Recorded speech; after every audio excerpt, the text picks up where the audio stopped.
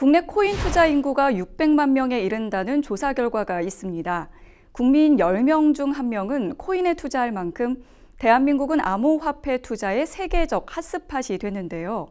그렇지만 안전성과 보안 문제, 부정확한 정보에 따른 사기까지 부작용이 이만저만 아닙니다.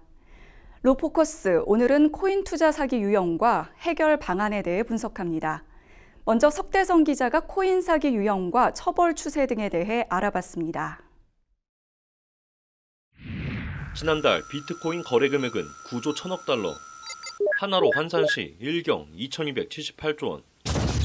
대한민국 18년치 예상과 맞먹습니다. 가상화폐, 말 그대로 실물 없이 가상에서 사용되는 디지털 화폐입니다. 현실적 가치나 경제적 기반을 두고 존재하는 게 아니라서 왜 오르는지, 왜 떨어졌는지 변동성 해석도 안 됩니다. 근본이 없으니 투자자도 까막눈으로 뛰어드는 게 대다수입니다. 범죄자가 이런 사기의 블루오션을 놓칠 리 없습니다.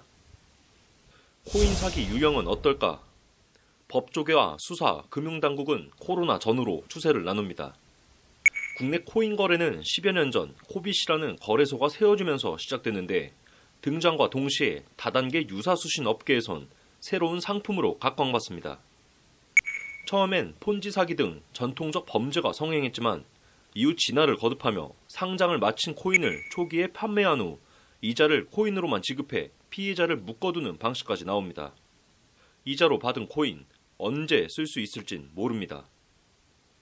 법적 불확실성을 이용한 사기와 사업 사이 아슬아슬한 줄타기. 수사기관도 점점 난감해집니다. 투자금을 모집한 다음에 먹튀하는 경우, 이런 경우는 전통적인 사기와 사실상 동일한 폰지 사기 형태의 유형인데요. 이 경우에는 수사기관에서도 충분히 수사를 하는데 어려움을 겪지는 않습니다. 어려운 부분이 뭐냐면 코인을 실제로 발행을 하고 나서 시세 조정을 하는 방식의 사기가 있어요.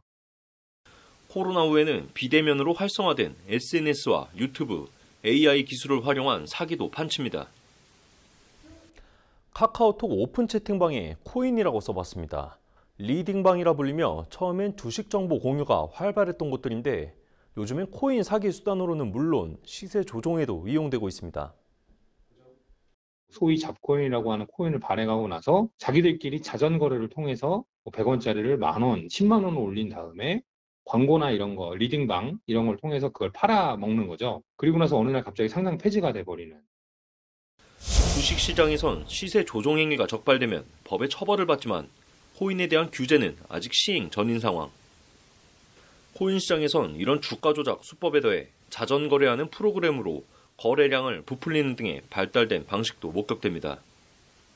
지난해 하반기 국내 코인 시장 일평균 거래액은 3조 원. 최근 5년간 집계된 범죄 피해액은 4조 7천억 원에 달합니다.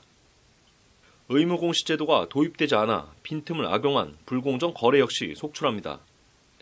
거래의 익명성을 이용해 회장님도 돈 세탁과 비자금 조성에 쓰는 코인, 랜섬웨어 배포를 통한 해킹 등 북한이나 중국의 사이버 범죄 도구로도 사용되고 다크웹에선 불법 상품이나 서비스를 구매하는 범죄 통화로 쓰기도 좋습니다. 4,500억 원대 코인 투자 사기로 재판에 넘겨진 3인, 징역 각 1년, 2년, 3년.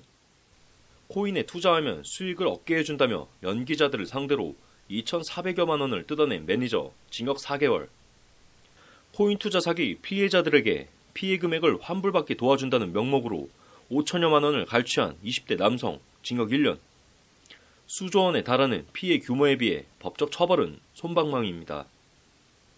코인 사기라는 게 특정 경제범죄 가중처벌법에 따라서 적용이 되는 경우가 많아요. 근데 거기에 딸려있는 형량 자체가 생각보다 높지가 못하거든요. 기본적으로 아무리 많이 나와도 10년에서 15년을 넘어가지 못하는 구조고.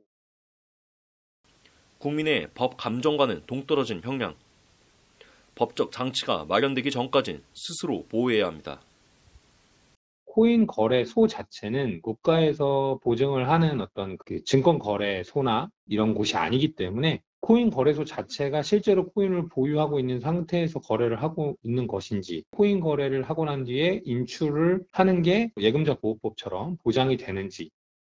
법률방송 석대성입니다.